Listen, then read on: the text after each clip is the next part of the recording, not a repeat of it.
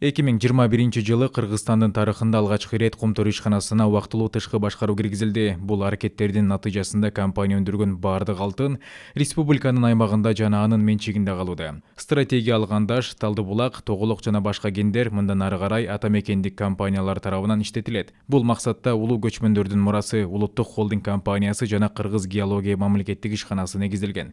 Министрлер кабинетинин буйругу менен 100% мамлекеттик үлүшү бар чарба жүргүзүүчү субъекттерге жана мамлекеттик ишканаларга жер казынасын пайдалануу укугуна лицензия берүүгө мораторий алынып салынды. Жер казынасын пайдаланууда өз милдеттерин так аткарбаган пайдалануучулар тарабынан негизсиз кармалып жаткан лицензияларды кайтарып алуу максатында аларды сактап калуу үчүн төлөмдөр жогорулатылды. Кумтөрдөн тышкары жер казынасын пайдалануучулардын рекультивациялоо фондунун каражаттары 340 миллион сомго жакын 100% мамлекеттик үлүшү бар банктарда топтолот жана аларды банктар кайрымдуулук негизде пайдалана алышат. Суу экосистемаларын сактоо, калыбына келтирүү жана суу ресурстарын үнөмдүү пайдалануу максатында тоо кен казып алуу тармагы үчүн жер үстүндөгү сууларды пайдалануу үчүн жаңы төлөмдөр бекитилди. Ал деңиз деңгээлинин 2700 метр бийиктикте жайгашкандыгына жараша 1 куб метр үчүн 60 сомдон 100 сомго чейин.